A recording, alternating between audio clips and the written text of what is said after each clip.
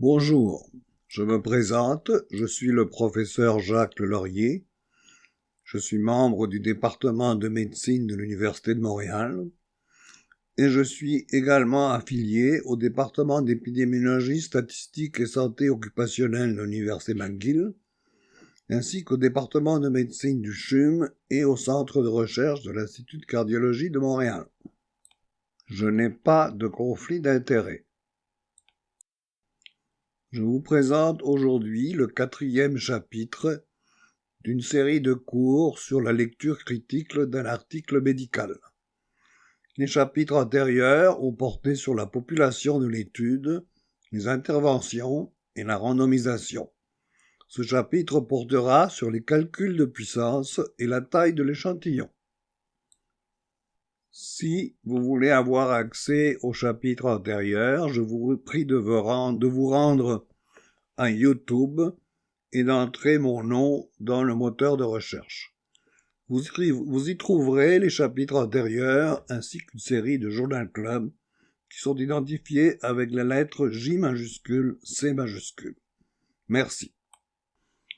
Je passerai la première partie de ce cours à établir une analogie entre les études randomisées contrôlées et les tests diagnostiques. Pour ce faire, je vais utiliser un personnage légendaire, Lustucru, homme des cavernes et grand romantique. C'est en fait à cause du fait que c'était un grand romantique que ces gènes se sont rendus jusqu'à nous.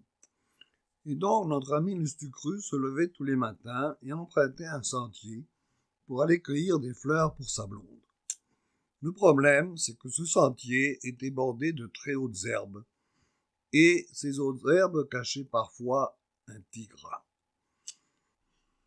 Et ce tigre, situé plus haut dans la chaîne alimentaire,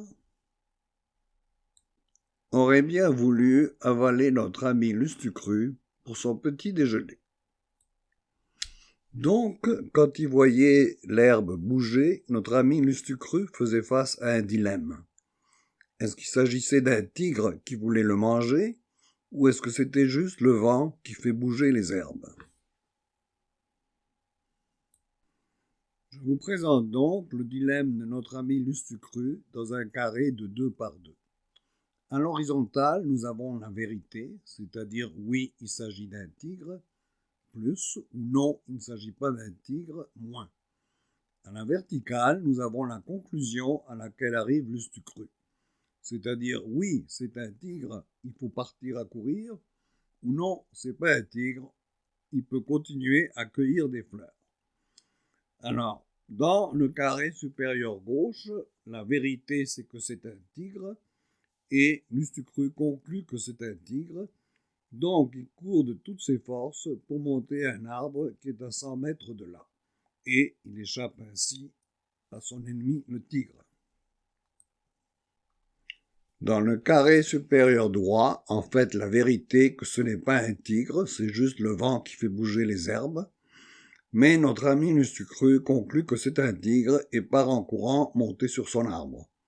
Du haut de l'arbre, il se sent un peu bête parce qu'il a couru pour rien, mais d'un autre côté, il est encore vivant.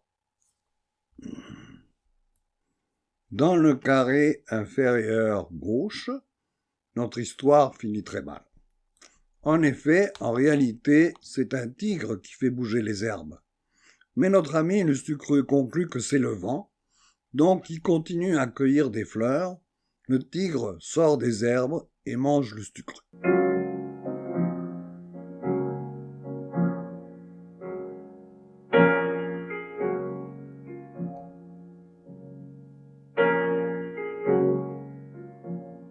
Finalement, dans le carré inférieur droit, en fait, ce n'était pas le tigre, c'était juste le vent, et Lustucru a conclu correctement que c'était juste le vent, il continue à cueillir des fleurs, et il ne se passe rien de grave.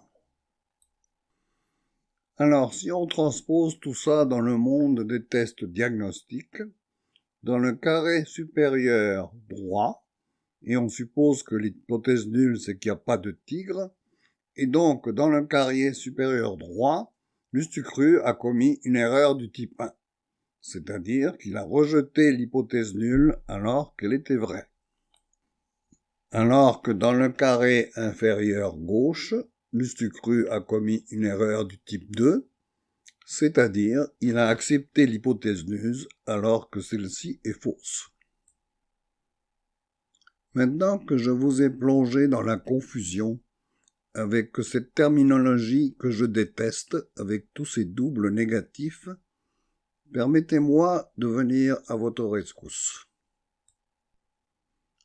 Pour ce faire, il suffit de remplacer la terminologie précédente par une terminologie qui est beaucoup plus intuitive et facile à comprendre, et ainsi le carré supérieur droit devienne des faux positifs,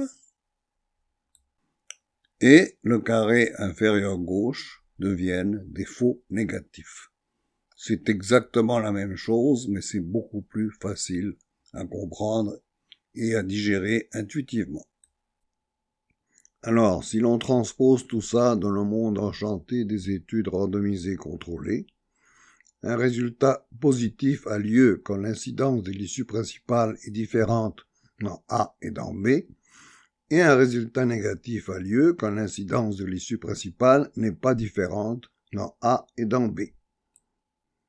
De même, un faux positif a lieu quand on conclut qu'il y a une différence alors qu'il n'y en a pas, et un faux négatif a lieu quand on conclut qu'il n'y a pas de différence alors qu'il y en a une. Dans tout article médical, il y a deux perspectives. Celle du producteur, dans ce cas-ci la clinicienne chercheuse qui a fait l'étude, et celle du consommateur, qui est nous tous qui allons lire l'article et essayer de le comprendre.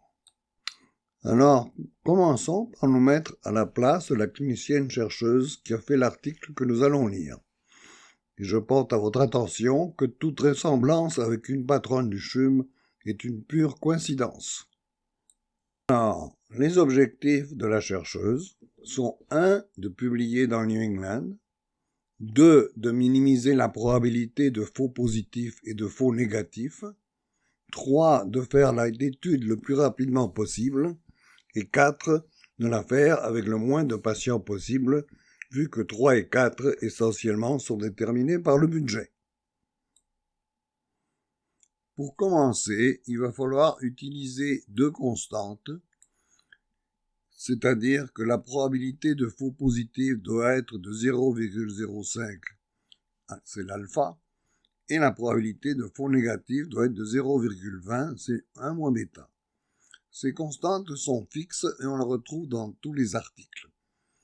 Pourquoi elles sont fixes? À cause de la force de l'habitude. Ceci n'a aucun bon sens, mais c'est comme ça, c'est comme ça. J'en parlerai amplement dans le prochain chapitre. Vient ensuite une série de variables qui sont des variables cliniques qui sont déterminées par la clinicienne chercheuse et soumises à la statisticienne. La première de ces variables est l'incidence de l'issue principale. Plus l'incidence de l'issue principale est élevée, plus c'est facile de trouver une différence, et donc moins on a besoin de patients. Cependant, il faut prendre en considération que une des façons d'augmenter l'incidence de l'issue principale, c'est d'utiliser des issues composées. C'est-à-dire que, par exemple, l'issue principale pourrait être mort toute cause, infarctus fatal et non fatal, et AVC fatal et non fatal. Parfois, pour augmenter la puissance, on va ajouter un dernier événement qui sont les hospitalisations. Alors, ceci crée un problème, parce que toutes les composantes de l'issue composée principale devraient avoir une gravité similaire. Et c'est certain qu'une hospitalisation n'a pas la même gravité qu'un décès toute cause. Excusez-moi. Une autre façon d'augmenter l'incidence de l'issue principale, c'est d'utiliser des patients plus malades. Oui, mais là apparaît un autre problème. Parce que si on prend des patients très malades, par exemple un bronchitique chronique qui a déjà fait 3 hospitalisations dans l'année antérieure, ou un patient qui a déjà fait 2 infarctus, on va avoir plus d'événements. Mais il se pourrait aussi que les patients soient tellement malades que le médicament ne peut plus produire un effet. Donc, ce n'est pas facile et c'est une espèce d'arbitrage auquel il va falloir faire. La deuxième variable qui va être déterminée par la statisticienne, par la chercheuse, c'est la grandeur de la différence minimale que l'on veut détecter. Plus on veut détecter une différence grande, plus c'est facile, moins il y a de patients. Moins on a besoin de patients. Par contre, si on veut détecter une différence très petite, ça devient difficile et on a besoin de beaucoup de patients. Oui, mais le problème est que si on a besoin de beaucoup de patients, par exemple une étude de plus de 10 000 patients, 5 000 par groupe, eh bien par définition, ça veut dire que la différence que l'on veut détecter est très petite. Elle est peut-être tellement petite qu'elle n'a aucune importance dans le cadre clinique éventuel du lecteur. Je vous donne un exemple. L'étude Gusto, qui est la plus grande étude randomisée contrôlée en cardiovasculaire, avait randomisé 30 000 patients. 15 000 par groupe, c'est des patients qui avaient des infarctus et on regardait leur survie à 1 mois. Et la différence qu'ils ont trouvée, c'est que dans le groupe contrôle, il y avait 7% de décès, et dans le groupe traité, il y avait 6% de décès, donc une différence de 1% qui était statistiquement significative. La question, c'est que quand on transpose cette petite différence à vos patients dans votre clinique de tous les jours, elle peut ne pas être importante, ce qui amène certains cyniques à dire que quand une étude compte plus de 10 000 patients, ils ne l'analysent pas parce que de toute façon, une différence est tellement petite qu'elle n'a pas d'impact sur leur clinique. La troisième variable est la variance des données. C'est intuitivement compréhensible que plus la variance est grande dans le groupe contrôle, plus ça va être difficile de trouver une différence, et donc plus on aura besoin de patients. Si ces deux courbes de distribution représentent la variance des contrôles, je pense que c'est clair que ce sera beaucoup plus facile de trouver une différence dans la courbe rouge, qui est plus serrée, que dans la courbe bleue, qui est plus étendue. Donc, plus la variance est petite, c'est le cas de la courbe rouge, moins on a de patients pour trouver une différence. La façon qu'a notre clinicienne chercheur de diminuer sa variance, c'est d'avoir une population plus homogène, c'est-à-dire de resserrer les critères d'inclusion et d'exclusion. C'est bien beau, ça va diminuer la variance, mais ça va rendre la validité extrinsèque de l'étude plus basse, parce qu'on peut terminer avec une population très très artificielle qui serait peu représentative de ce qui se passe dans la vie de tous les jours. Donc, toute cette information va être livrée à la statisticienne pour qu'elle fasse le calcul de puissance et qu'elle donne la taille de l'échantillon nécessaire. Alors, il s'ensuit le dialogue suivant. La statisticienne déclare « Ça va te prendre 500 patients ». La chercheuse avale difficilement sa salive et demande « En tout ?» La statisticienne lui répond « Non, 1000 en tout, 500 par groupe ». Et notre chercheuse se sent envahie par une immense lassitude. Après avoir repris ses esprits, notre chercheuse retourne à ses données et fait quelques ajustements créatifs aux variables mentionnées ci-dessus. Par exemple, elle va peut-être prendre des patients un peu plus malades. Elle va peut-être ajouter une issue additionnelle à l'issue principale et resserrer un peu les critères d'inclusion et d'exclusion pour diminuer la variabilité. Suite à ces modifications, elle retourne voir la statisticienne qui lui dit « Maintenant, ça te prend 400 patients par groupe, donc 800 en tout.